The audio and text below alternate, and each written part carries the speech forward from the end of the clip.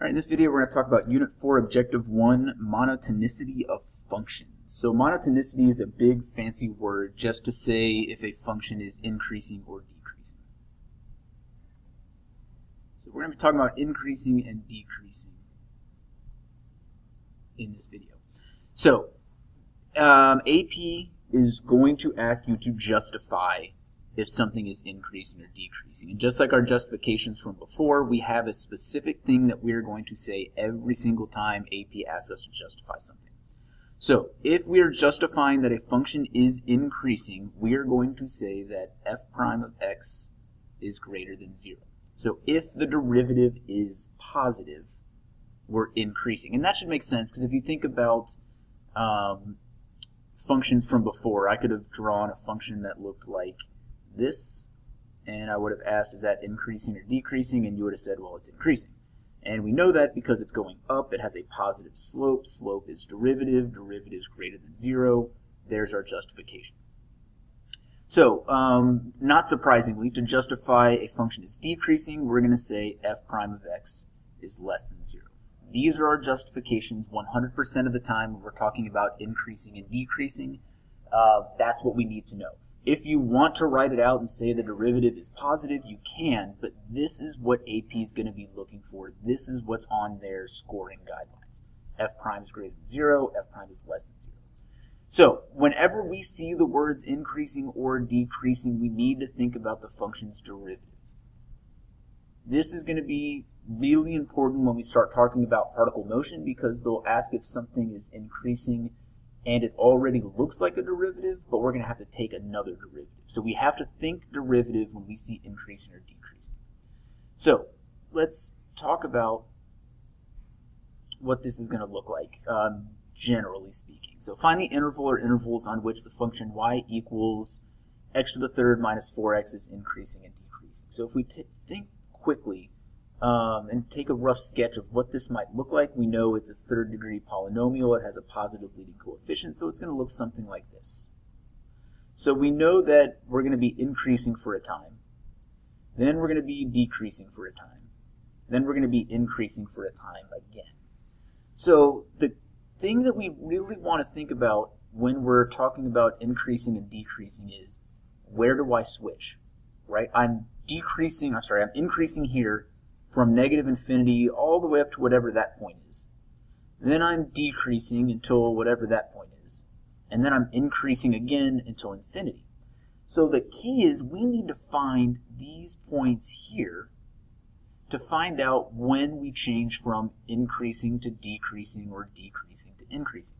So we want to think about derivatives. Every time we're talking about increasing, decreasing, we think about derivatives, right? We have a positive slope, a positive derivative, we're increasing. A negative slope or a negative derivative, we're decreasing. Positive slope or positive derivative, we're increasing again. So our transitions from increasing to decreasing or decreasing to increasing are going to happen right here and here where the derivative is 0. So our derivative goes from positive to negative. Well, if I'm going to go from positive values to negative values, I have to hit 0.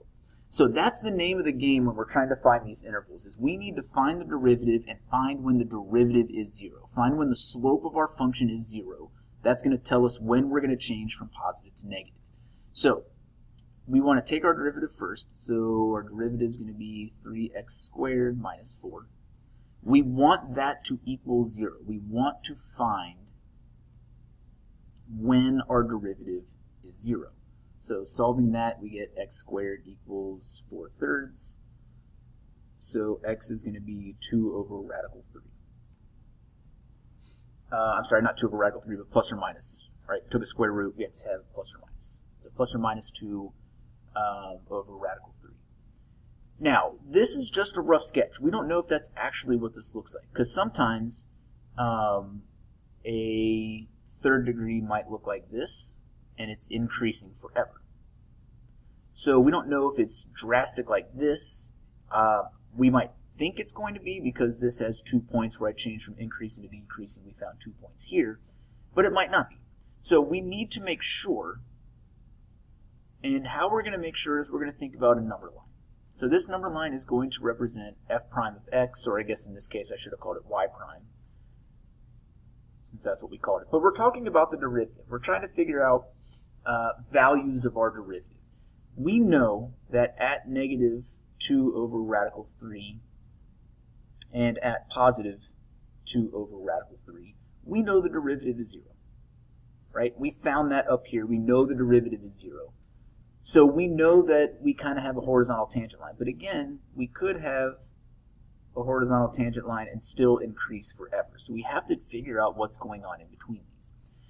I don't care what the actual value is. I just want to know, is the value of the derivative positive or negative? So what we want to do is take a number that is going to be in each part of our number line and plug it into our derivative. So if we take a number less than negative 2 over radical 3, let's just pick negative 4. Take negative 4, plug it in for x into our derivative. So if we think about f prime of negative 4, that's going to be 3 times negative 4 squared minus 4. And again, I don't care about the actual value. I just want to know, is this thing positive or negative? A negative number squared times that's going to be a really big positive number, and we're only subtracting 4. So I know I have positive values here. And I know I'm always going to have a positive value from here to negative infinity because there's nowhere for me to turn around and get negative values. There's no other 0. So I know everything here has got to be positive. Now let's take something in between negative 2 over radical 3 and 2 over radical 3. Our best option, easiest option, would be 0. Plug 0 in, negative 4. Again, I don't care about the actual value, but I do care about the fact that everything there is going to be negative. And again, I can't turn around in between this value and this value because there's no 0 to turn around at. So everything's in that interval is going to be negative. And then likewise, we're going to pick something bigger than 2 over radical 3. Just for the sake of us already doing a little bit of the work, let's take positive 4.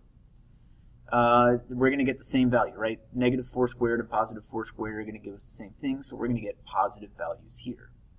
So we're going to be increasing on the intervals negative infinity to negative 2 over radical 3 and from 2 over radical 3 to infinity.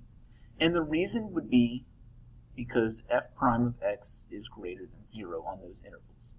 And then we're going to be decreasing from negative 2 over radical 3 to 2 over radical 3. And our reason for that would be because f prime of x is less than 0. So the big picture here is your positive or is your derivative positive or negative? That's going to be increasing, decreasing. So that'll do it for this video. We'll see you in the next one.